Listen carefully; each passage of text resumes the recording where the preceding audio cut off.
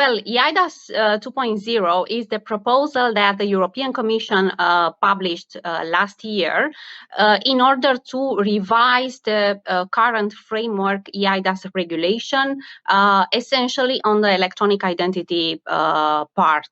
As you know, eIDAS regulation has two parts. One is related to electronic identity and the other one to trust services provisioning.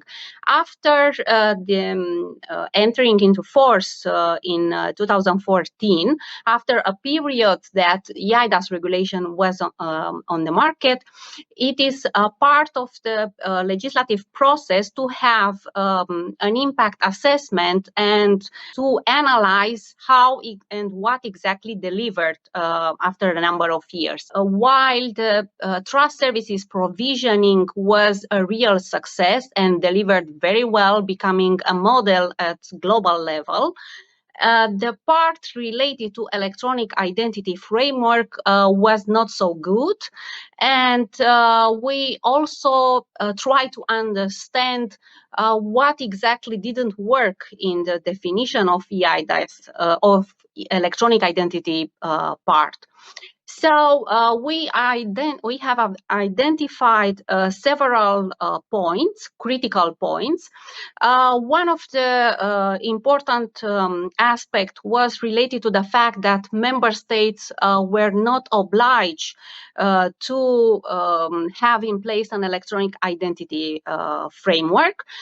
So after 6 years of eIDAS regulation on the market, only 14 member states had an electronic identity schemes offering to their citizens. From these 14 member states, only 7 were mobile accessible.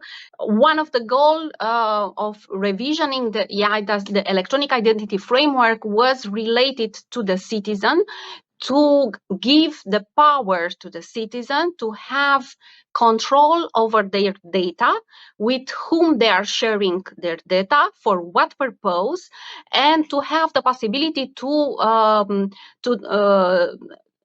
revoke the consent for sharing data. So in a nutshell, a lot of improvements for electronic identity framework. And in my opinion, this is the most ambitious project since the invention of the internet at global level. Having an electronic identity scheme, having a mobile wallet for digital identity that you can use and access cross-border different services would be for sure a revolution.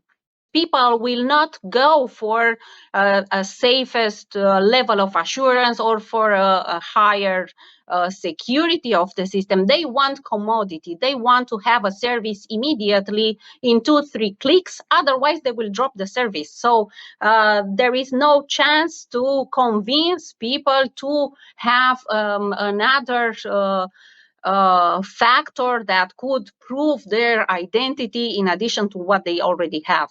The point is that the market needs education. The citizens need to be educated to explain them in very simple words what are the benefits, because they will not be obliged to adopt or to use the electronic identity wallet. It will be a pushback from the citizens if they don't understand that this wallet, digital identity wallet, will not track them.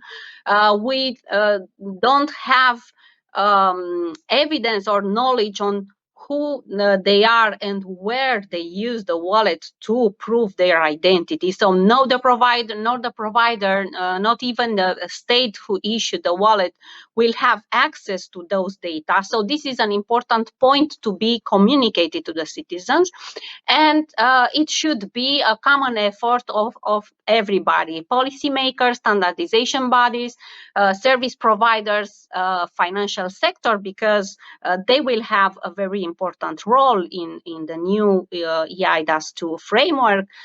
Don't forget that financial industry is one of the industry that is obliged by eIDAS 2 to accept the electronic identification means from the citizens, the wallet. So they should start working. They should have started working yesterday to implement and to adapt their solutions and services to be able to offer on the market once the eIDAS regulation is entering into force. So I'm really confident that it will be a success, but we have to work together to make it happening.